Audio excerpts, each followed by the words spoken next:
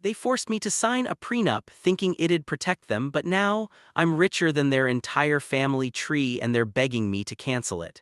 But here's the kicker, they're whispering to my wife to leave me for my money. You won't believe how this drama unfolded. It all started in a room that smelled of old leather and entitlement. My future father-in-law, Robert Williams, sat behind a polished oak desk that looked like it had been carved from the heart of a petrified giant. His wife, Patricia Adams, was perched on a love seat, her posture ramrod straight, her smile as thin and sharp as a razor wire. And between them, looking small and lost, was my fiancée, Olivia Taylor, the love of my life. Hey, story lover. Welcome to the Narrative Hub, Reddit Stories. Believe me, this adventure gets wild, but it's only epic with you. Seriously, you make this possible. Want more stories? Greater adventure? Smash subscribe right now. Smash like. Comment below. Let's go. The mahogany-paneled study was a temple to their perceived superiority. First edition books lined the walls like silent witnesses to generations of Williams' family arrogance. Oil paintings of stern-faced ancestors glared down from their gilded frames, their eyes seeming to judge me as harshly as their descendants did. A grandfather clock in the corner tick-tocked with the rhythm of old money, each chime a reminder that I didn't belong in their world. Robert slid a thick stack of papers across the desk. The document's weight seemed to suck the very air out of the room. James, he began, his voice a low, condescending rumble that he probably practiced in the mirror. We think Olivia is a wonderful judge of character, we truly do, but this is just business, a formality to protect the family legacy. I had met Robert and Patricia exactly 11 times before this moment. Each encounter had been a masterclass in passive-aggressive warfare. The way Patricia's eyes would narrow when I mentioned my job at the local tech support company. How Robert would forget my name, calling me Jason or Jeremy or once memorably, Olivia's friend. The way they discuss vacation homes and investment portfolios just loudly enough for me to hear, ensuring I understood the chasm between their world and mine.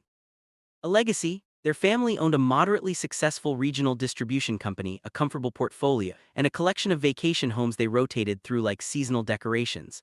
They weren't titans of industry, they were just small-town royalty, terrified of an outsider tarnishing their silver. I was that outsider, a kid from the wrong side of the tracks who had worked 2 jobs to put himself through state college. To them, I wasn't a man who loved their daughter, I was a line-item risk on their financial statement. My background was everything they despised. My father had been a mechanic who died when I was 16, leaving behind a mountain of medical debt and a mother who worked double shifts at a diner to keep us afloat. I'd earned my computer science degree through a combination of academic scholarships, student loans that would haunt me for decades, and jobs that left my hands permanently stained with printer ink and my eyes permanently strained from staring at screens. While Robert's friends were teaching their sons to play golf at country clubs, I was teaching myself to code in the public library after closing time, bribing the janitor with gas money to let me stay late. Patricia chimed in, her voice dripping with counterfeit sweetness. Think of it as protecting Olivia, dear. We just want to ensure her future is secure no matter what happens. I'm sure you understand. The dear felt like a slap. Patricia had perfected the art of weaponized politeness, each endearment delivered with the precision of a surgical scalpel. She was a master of the backhanded compliment, the concerned suggestion, the worried glance. James works so hard, she'd tell her bridge club friends, the implication being that hard work was something people like me had to do, unlike their blessed children who were born into comfort. I looked at Olivia. Tears were welling in her eyes. She was caught in the middle, a pawn in her parents' power play. This was the woman I'd fallen in love with at a coffee shop near campus, the woman who laughed at my terrible jokes and didn't care that I drove a 15-year-old Honda Civic with a dent in the passenger door. The woman who'd stay up all night with me, talking about everything and nothing, making plans for a future that suddenly seemed very uncertain. We'd been together for 3 years. 3 years of her parents' subtle disapproval, their constant suggestions that she could do better, their not-so-gentle hints that perhaps she should keep her options open. They'd paraded a succession of appropriate young men in front of her at family gatherings, the son of their lawyer, the heir to a local manufacturing fortune, the grandson of their country club president. Each one came with a pedigree and a trust fund, everything I would never have. She gave me a tiny, pleading shake of her head, her eyes begging me to just make it stop.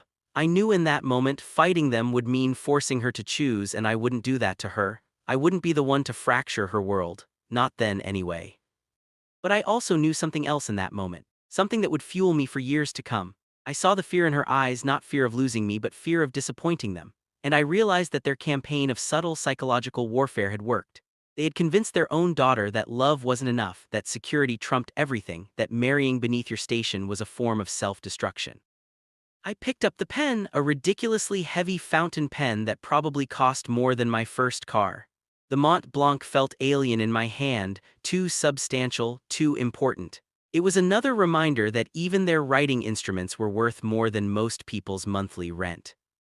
I didn't even read the pages. I couldn't focus on the legal jargon swimming before my eyes. The message was clear, etched into their smug faces. I was temporary, I was a gamble, and they were hedging their bets. But as I signed my name, my hand steady despite the tremor of rage in my chest, I was already planning. They thought they had put me in my place, locked me in a neat little box with no access to their precious world. They had no idea that what they had just done wasn't building a wall to keep me out. They had just handed me the fuel to build a rocket. And as I stared at my signature on that final page, I made a silent vow. I would not just prove them wrong, I would make their entire legacy a footnote in my story. The first few years of our marriage were a blur of caffeine and code. I poured every ounce of my being, every waking moment, into my fledgling data security startup. The garage that served as my office was a cramped, spider-infested cave that smelled of motor oil and desperation. My setup was embarrassingly modest: a folding table from Walmart, a desktop computer I'd built from salvaged parts, and a whiteboard covered in equations and flowcharts that only made sense to me. Olivia was supportive in the beginning, always bringing me coffee late at night, always smiling and telling me she believed in me. She'd sit on an overturned crate and watch me work, asking questions about my code, pretending to understand when I explained my latest breakthrough in encryption algorithms. She was my cheerleader, my anchor, my reminder that I was building something not just for me but for us. But she didn't understand the fire. She thought I was driven by ambition. She didn't know I was fueled by the cold, burning rage born in her father's study. Every time I hit a wall, every time a potential investor laughed at my pitch, every time I had to eat ramen noodles for the fourth night in a row because we couldn't afford groceries, I thought about Robert's condescending smile and Patricia's razor-thin patience. The early days were brutal. I'd wake up at 5 a.m. and work until midnight, surviving on energy drinks and the occasional protein bar. Weekends didn't exist. Holidays were just another day to code. I was building something revolutionary, a new approach to data encryption that could make traditional security methods obsolete, but nobody wanted to listen to a kid from nowhere with no connections and no track record. While she attended luncheons at her parents' country club, I was surviving on instant noodles and pitching to venture capitalists who looked at me with the same dismissive skepticism as her father.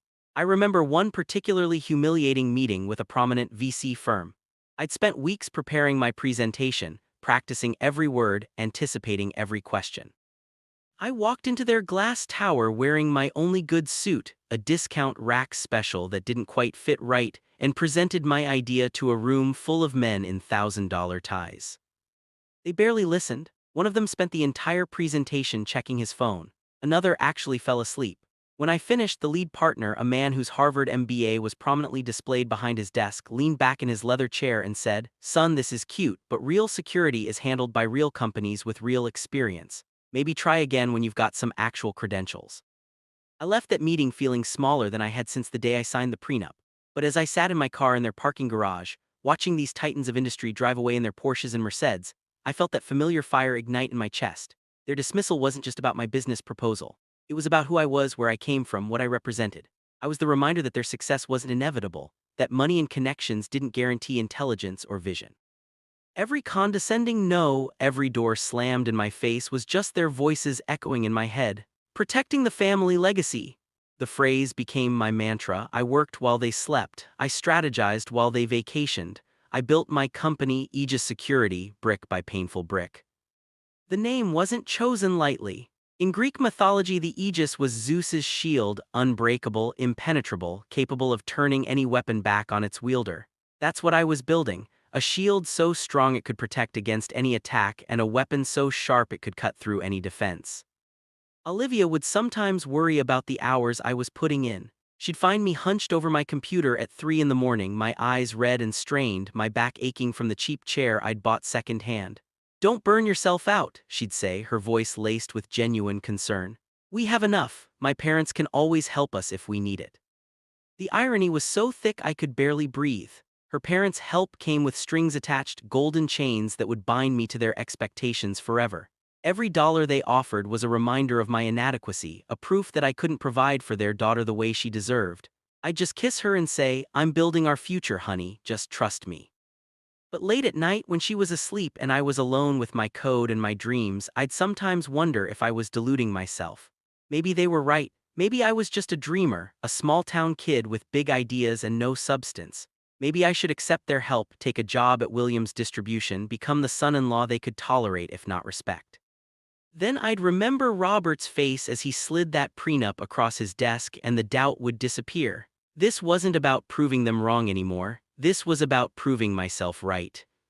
The breakthrough came in year 3, in the form of a sleepless night and a mathematical insight that hit me like lightning. I was working on a particularly stubborn piece of code, trying to solve a problem that had been plaguing cybersecurity experts for years. Traditional encryption relied on mathematical problems that were hard to solve, but became exponentially easier as computing power increased. I was trying to create something different, a system that became stronger the more it was attacked, that learned and adapted in real time. At 2:47 a.m. on a Tuesday in March, after my fifth energy drink of the day, I saw it. The solution was elegant in its simplicity, revolutionary in its implications. I spent the next 18 hours straight coding, testing, refining. When I finally emerged from my garage office, Olivia was sitting at the kitchen table with a cold cup of coffee and worry lines etched across her forehead.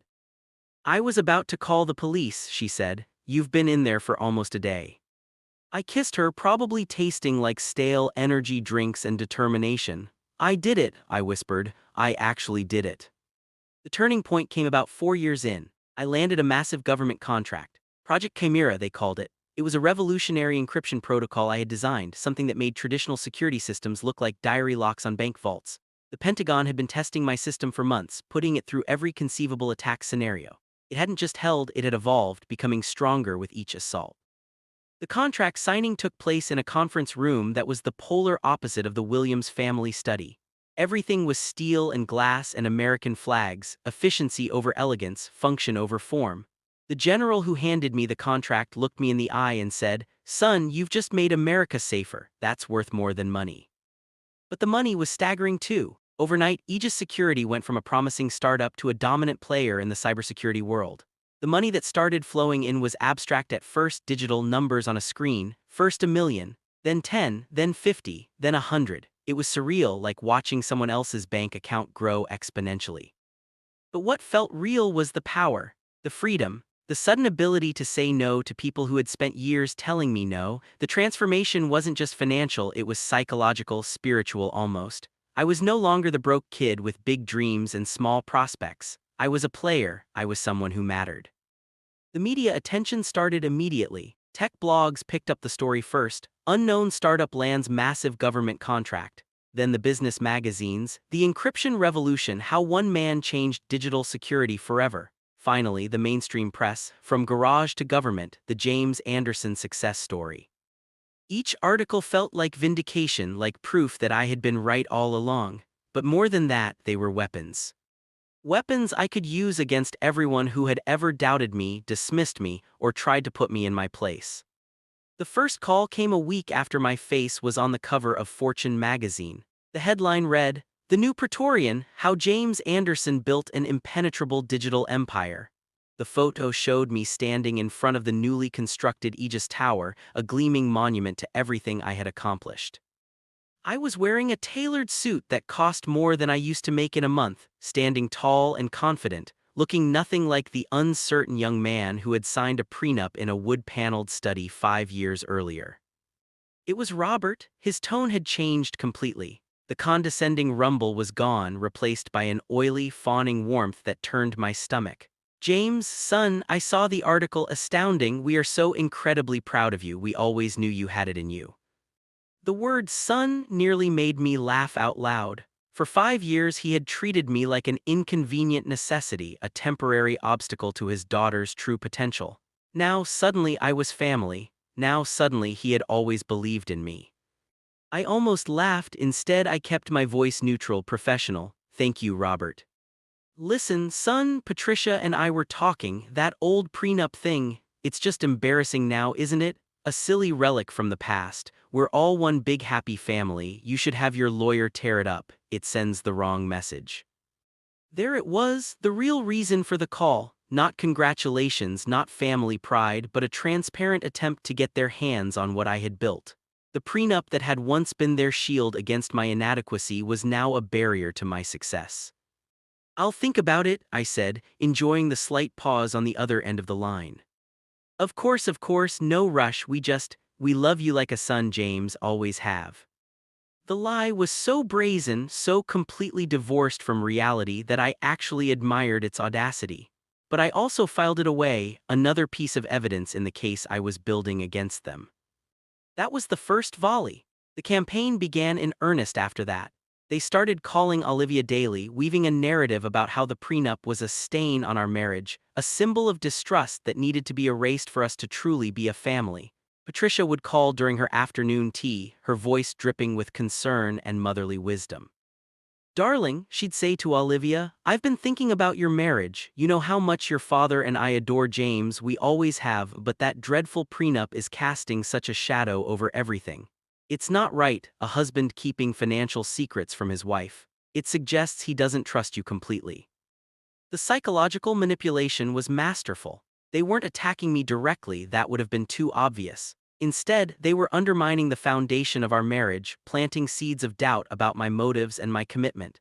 They were making Olivia question whether my success had changed me, whether the money had made me secretive and controlling. They started inviting us to every family function, events they had previously made clear were too exclusive for my participation. Suddenly, I was welcome at the country club. Suddenly, there was always a seat for me at their dinner parties. They seated me at the head of the table, asked for my opinion on stocks, on politics, on everything. Robert would introduce me to his friends with obvious pride. "Have you met my son-in-law, James Anderson? The James Anderson from Aegis Security. He's revolutionized digital defense. Brilliant mind, always knew he had it in him." The same friends who had barely acknowledged my existence for years were now hanging on my every word, laughing too hard at my jokes, asking for my business card. They who once looked at me like I was dirt on their shoe were now practically kissing my ring. And the whole time they kept up the pressure. "Cancel the prenup, James, it's the right thing to do." But I held firm, I'd give them non-committal answers. "I'll think about it. We'll see. It's not a priority right now." Something felt off, their desperation was too acute, too focused. It wasn't just about family unity, it was something more. My instincts, honed by years of navigating corporate shark tanks and government bureaucracy, were screaming at me. You see, when you build a cybersecurity empire, you learn that the biggest threats don't come from a frontal assault. They come from whispers, from backdoors, from people you trust who have been compromised. And I was beginning to suspect a major breach was being planned right under my own roof. The signs were subtle but unmistakable. Olivia had started asking questions about my business that she'd never shown interest in before. Where were my assets held? Who were my key business partners? What would happen to the company if something happened to me? She claimed it was just concern, just a wife wanting to understand her husband's world better. But the questions had a specificity that made my skin crawl. One evening, I came home from a business dinner to find her on the phone in our bedroom speaking in hushed tones. When she saw me, she quickly said goodbye and hung up. "Who was that?" I asked casually. "Just my mother," she said, not meeting my eyes. "She's worried about Dad, he's been stressed about work lately." That was the first crack in the facade. Olivia had never been a good liar, it was one of the things I loved about her. But now she was lying to me regularly and badly. About phone calls, about conversations with her parents, about seemingly innocent questions that felt like reconnaissance missions. The truth came to me, as it often does in my world, through a sterile security report. But first, there was the confrontation that finally pushed me over the edge. Last night, Olivia came to me, her eyes red from crying. She'd obviously been coached, prepared for this moment like an actress rehearsing for the performance of her life. "James, please," she begged, taking my hands in hers. "Let's just get rid of it. My parents are right. The prenup feels like you don't trust me, like you're holding it over my head, like you think I'm only with you for your money." Her voice cracked on the last words, and I could see genuine pain in her eyes. But I could also see the careful construction of her argument, the talking points that had been drilled into her head through weeks of daily phone calls and family meetings I hadn't been invited to. "Every successful couple we know has complete financial transparency," she continued, echoing what was obviously Patricia's language. "The Hendersons, the Millers, the Thompsons, none of them have these barriers between them. It makes me feel like you see me as a threat instead of a partner." Her pain felt real, her words, however, felt rehearsed. They were her parents' words, polished and weaponized. delivered with the precision of a trained operative. This wasn't my wife talking, this was their mouthpiece, their weapon of choice. I held her and told her I'd consider it, kissed her forehead and murmured reassurances about our love and our future. But after she fell asleep, I didn't call my lawyer. I called my head of corporate security, a man named George, whose only loyalty was to the 9-figure salary I paid him. George Martinez had been FBI once, a cybersecurity specialist who'd grown tired of government red tape and federal pay scales. He was expensive, thorough, and absolutely without sentiment when it came to protecting my interests. He'd helped me navigate corporate espionage attempts, government background checks, and the occasional hostile takeover bid. If there was a threat to my empire, George would find it. I didn't ask him to look into my wife, that would have felt like a betrayal too far. Instead, I asked him to run a full threat assessment on her family's company, Williams Distribution. I had a sickening hunch that their financial house wasn't as orderly as their mansion. "How deep do you want me to go?" George asked, his voice betraying no curiosity about why I suddenly wanted to investigate my in-laws. "All the way," I said. "Financials, communications, business relationships, personal debts, everything, and George, I need this yesterday." "Understood, you'll have a preliminary report by morning, full analysis by end of week." The preliminary report came back less than 12 hours later, and it was worse than I could have imagined. Williams Distribution was a sinking ship. A series of terrible investments over the past 3 years had left them leveraged to the hilt, bleeding money and weeks away from total collapse. Robert had bet big on a logistics automation company that turned out to be running a Ponzi scheme. He'd borrowed against the family properties to invest in cryptocurrency at its peak, then watched his investment evaporate when the market crashed. Patricia had been secretly funding her sister's boutique hotel venture, which was hemorrhaging money due to COVID-related travel restrictions and poor management. But it was deeper than bad investments. The company itself was failing. Their main competitor had undercut them on 3 major contracts, stealing clients they'd held for decades. Their warehouse lease was up for renewal at triple the current rate. Their fleet of delivery trucks was aging and constantly breaking down, but they couldn't afford to replace them. Robert wasn't just losing his legacy, he was facing bankruptcy, lawsuits, and the humiliating loss of everything he held dear. His entire world was about to burn to the ground. That's why they were so desperate. They didn't see me as a son-in-law. They saw me as a bailout. A golden parachute they could deploy by getting me to tear up that prenup, making my assets marital property and thus accessible. But that wasn't the twist. That wasn't the part that made the blood freeze in my veins. The full report came 3 days later, a thick folder that George delivered to my office personally. He set it on my desk with the gravity of a judge delivering a death sentence. "You're not going to like this," he said simply. Buried deep in the report was a secondary finding, a digital footprint analysis that George had conducted as part of his standard threat assessment. While publicly begging me to cancel the agreement, Robert and Patricia had been in quiet consultation with the most ruthless divorce attorney in the state, Marcus Webb, a man known for stripping high-net-worth individuals down to the bone in messy, public divorces that made headlines and destroyed lives. And there were records, encrypted emails that George had somehow managed to decrypt, text messages between them and Olivia recovered from deleted phone backups. It wasn't just whispers in her ear, it was a step-by-step playbook. A detailed strategy on how she could file for divorce the moment the prenup was voided, claim half of my entire empire and use it to save their family from ruin. The messages were clinical in their calculation. "Remember, darling, you have to seem reluctant at first. Make him think canceling the prenup is his idea." Patricia to Olivia. "The timing is crucial. File the papers within 48 hours of the prenup cancellation. Any longer and he might have time to move assets." Robert to Olivia. "Webb says emotional distress is key. Keep a diary of feeling isolated from the financial decisions. Document everything." Patricia to Olivia. "Don't feel guilty, sweetheart. He owes this to our family. Without us, he never would have met you in the first place." Robert to Olivia. They were coaching their own daughter to betray her husband, to gut him financially, all to save themselves. They had turned my wife into a weapon and pointed her directly at my heart. But the most devastating message was from Olivia herself, sent just 3 days ago. "I can't keep pretending much longer. He's getting suspicious. But don't worry, I'll see this through. I love you both and I won't let our family lose everything because of my choices. Just give me a few more days." I sat there in my home office, the city lights twinkling below, and I felt a cold, terrifying clarity. They hadn't just underestimated me. They had mistaken my patience for weakness, my love for blindness. They had no idea about the monster they had helped create. They thought the prenup was their trap for me. They had no idea it was about to become my weapon against them. You see, back when I signed that document in Robert's study, humiliated and angry, I had paid my last $2,000 to a hungry, brilliant young lawyer named Sarah Chen. Sarah was fresh out of Harvard Law, drowning in student debt, working out of a shared office space above a Chinese restaurant. She specialized in contract law and had a reputation for creative solutions to impossible problems. I couldn't afford to fight the terms they laid out. I didn't have the money or the leverage, but Sarah had a different approach. If you can't change the game, she said, change the rules. We didn't fight the terms they laid out, we simply added one of our own. It was buried deep in the fine print, a single clause in paragraph 7, subsection B. It was a dormancy clause, a little piece of code I designed myself, translated into legalese. The clause was my insurance policy, my ace in the hole.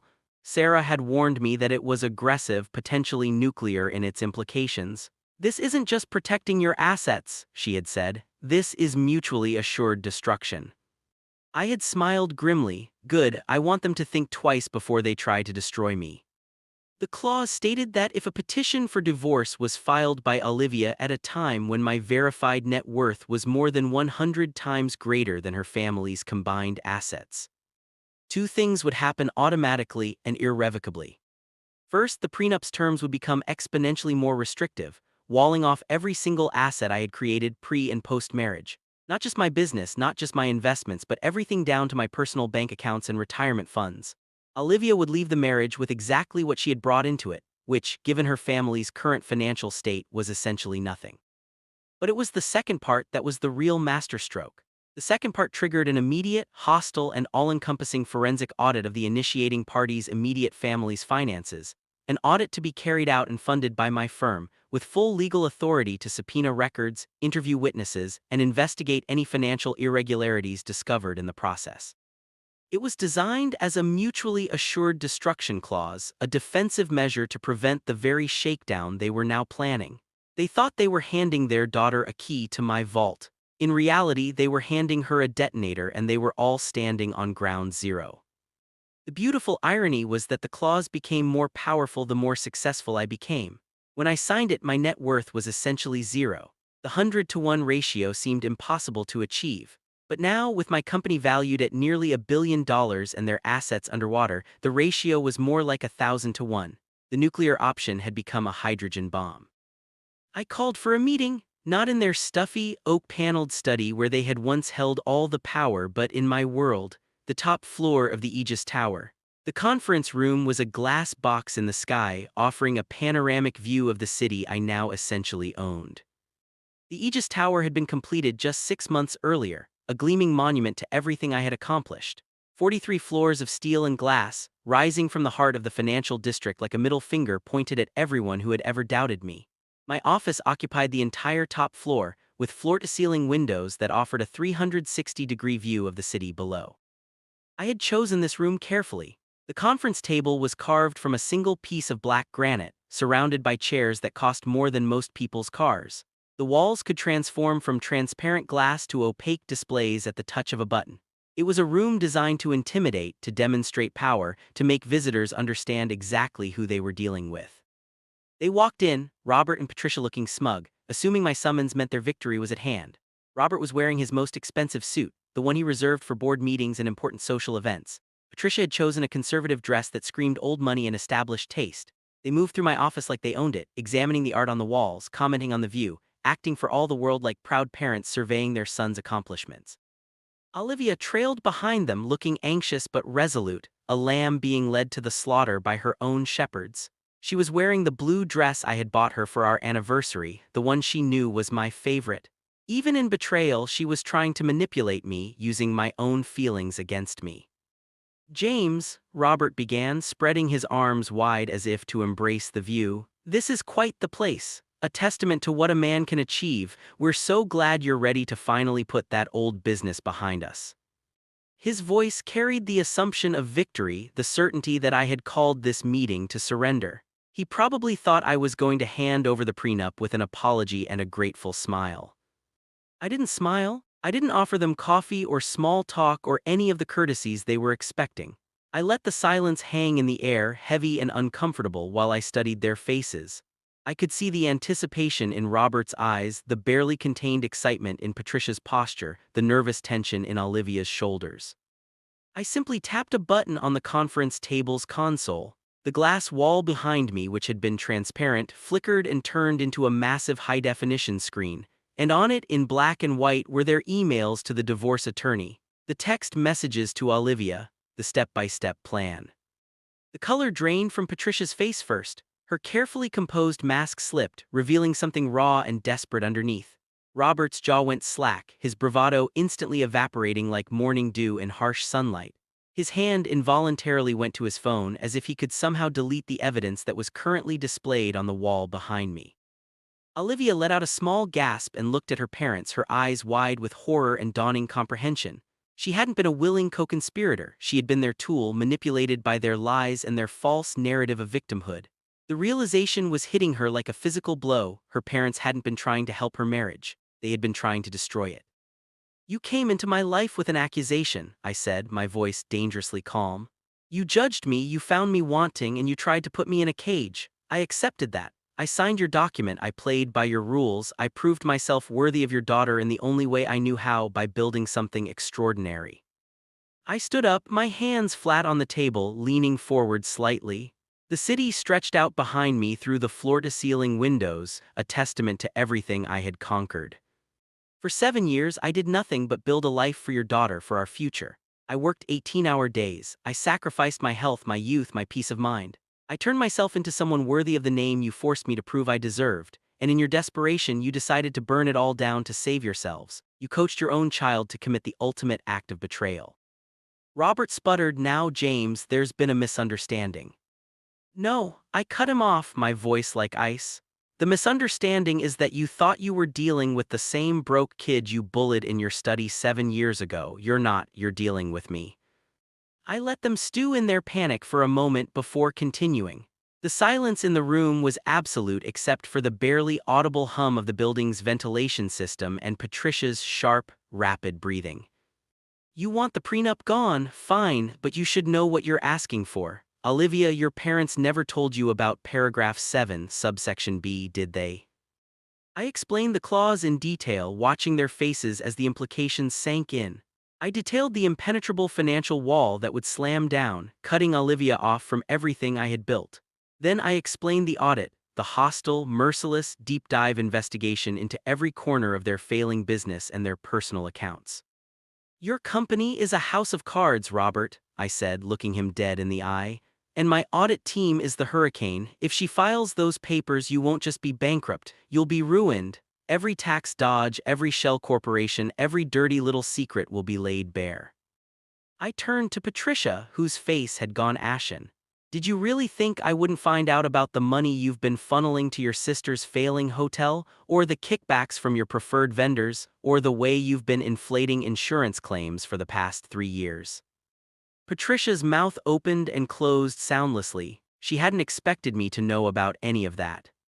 "And Robert," I continued, savoring each word like fine wine, "that cryptocurrency investment you made with borrowed money, the one you told Patricia was a sure thing. My team found the records of your communications with the exchange. You weren't just investing, you were trying to manipulate prices through coordinated buying with other investors. The SEC would be very interested in those messages." Robert's face went from pale to green. What I was describing wasn't just financial ruin, it was potential criminal liability, federal prison time. "You're not just fighting for your legacy anymore, you're fighting to stay out of a federal penitentiary." The room was utterly silent save for Olivia's quiet sobs. The trap they had so carefully laid for me had snapped shut on them. The document they forced upon me to protect their fortune was now the only thing standing between them and total annihilation. Then I turned my back on them and faced my wife. Her face was a mask of grief and shame, tears streaming down her cheeks as she finally saw her parents for who they truly were: greedy, manipulative parasites willing to sacrifice her happiness for their own survival. "This is your choice, Olivia," I said, my voice softening for the first time since they had entered the room. It has always been your choice. You can walk out that door with them, file those divorce papers, and trigger the end of their world as they know it. The audit will reveal everything, every lie, every crime, every dirty secret they've been hiding. They'll lose everything and they'll probably go to prison. I paused, letting that sink in. Behind her, I could hear Robert's labored breathing, Patricia's barely suppressed whimper of terror. Or you can stay here with me, with the man who has done nothing but love you, who has built an empire with his bare hands and wanted nothing more than to share it with you. But if you stay, they are out of our lives. Forever. No more phone calls, no more family dinners, no more manipulation disguised as love. You have to choose, them or me. I saw the war in her eyes. The lifetime of loyalty to her parents versus the raw, devastating truth spread across the wall behind me. She looked at her father, whose face was ashen with defeat, and her mother, who was staring at me with pure, unadulterated hatred. Then she looked at me and I saw something break inside her. For a moment, nobody moved. The city hummed quietly below us, unaware of the life-changing drama playing out 43 stories above the street. Then Olivia took a step toward me and then another. She walked right past her parents without a single glance back and stood by my side. "I choose you, James," she whispered, her voice breaking. "I'm so sorry I choose us."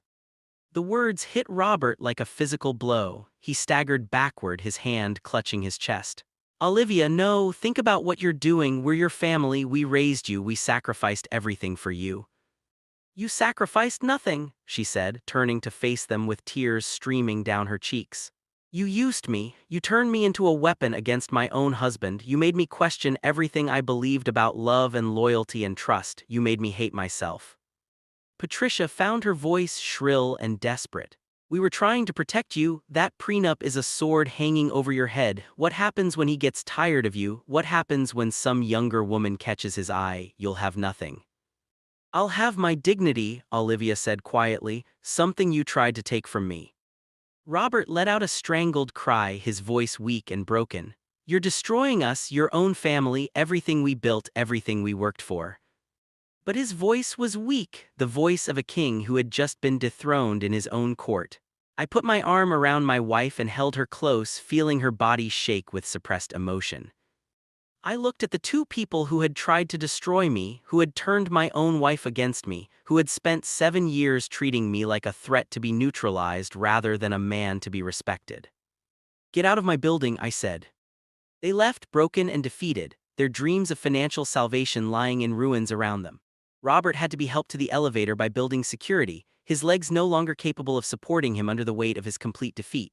Patricia walked behind them, her perfect posture finally cracking, her shoulders hunched with the burden of knowing their carefully constructed world was about to come crashing down.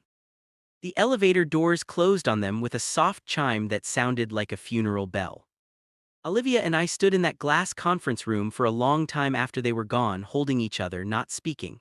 The city lights twinkled below us like fallen stars, beautiful and distant. Everything had changed in the span of an hour. Our marriage, our family, our future, all of it transformed by the revelation of their betrayal and her choice to stand with me.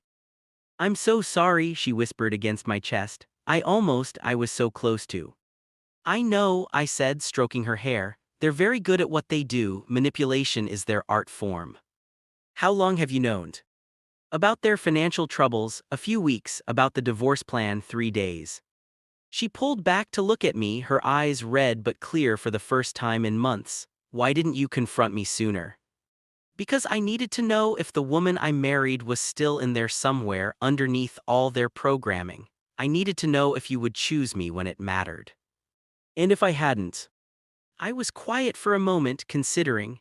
"Then I would have let you go. The prenup would have protected me, but I would have lost something more valuable than money. I would have lost my faith in love." The next few days were a whirlwind of legal activity. My lawyers moved quickly to implement the scorched earth provisions of the prenup, even though Olivia hadn't actually filed for divorce.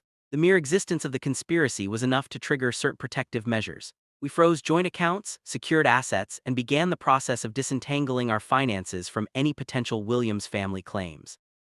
George's audit team descended on Williams' distribution like digital vultures, armed with court orders and subpoena power.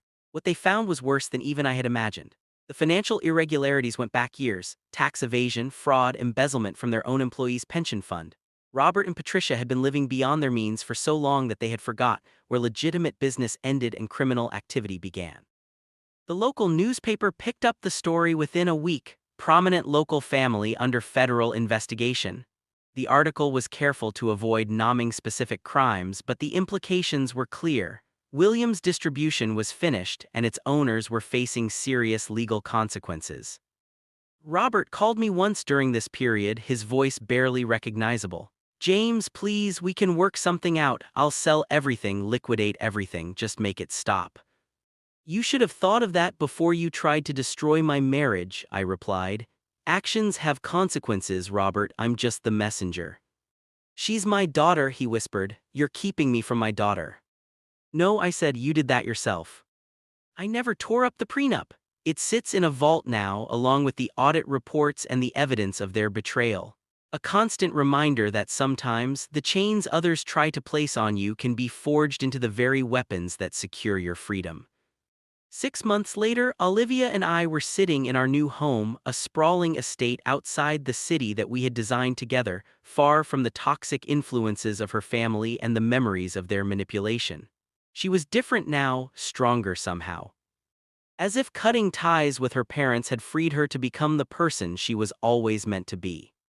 "Do you ever regret it?" she asked me one evening as we watched the sunset from our terrace. The way it all ended. I thought about it seriously before answering. I regret that it was necessary. I regret that they made the choices they did. I regret that you had to lose your family to save our marriage. But I don't regret protecting what we built together. "They're facing 5 years in federal prison," she said quietly, "both of them." "I know. I should feel worse about it than I do." "You feel what you feel. They made their choices and now they're living with the consequences." She nodded, taking my hand. "I keep thinking about what you said in that conference room, about how you built all of this not just to prove them wrong but to prove yourself right. What did you mean?" I squeezed her hand, looking out at the empire I had built, not just the company, not just the money, but the life we had created together despite every obstacle they had thrown in our way. I meant that success isn't just about proving your enemies wrong. It's about proving to yourself that you're capable of more than anyone ever imagined, including you. They thought they were putting me in my place with that prenup. What they actually did was give me a target to aim for, a challenge to overcome, a reason to become someone extraordinary. And now we build something new, not out of anger or revenge, but out of love and possibility. The war is over, Olivia. We won, not just against them, but against doubt, against fear, against the idea that where you come from determines where you can go. She smiled, the first genuinely happy smile I had seen from her in months. "I love you, James Anderson." "I love you too, Mrs. Anderson." The prenup still exists, locked away in a vault like a sleeping dragon. We've never needed to reference it again, never needed to use it as a shield or a weapon. But knowing it's there, knowing that we survived the ultimate test of our relationship makes everything else seem possible. They wanted to protect their legacy, and in the end, the only thing they accomplished was securing mine. Sometimes the greatest victories come not from destroying your enemies, but from becoming so successful that their attacks become irrelevant. They tried to cage me, and instead, they gave me the key to unlimited freedom. The war was over. I hadn't just won, I had achieved total victory. And in the end, that victory wasn't measured in dollars or assets or corporate dominance. It was measured in the woman standing beside me, choosing me every day not because of what I could give her but because of who we had become together. That, more than any fortune, is a legacy worth protecting.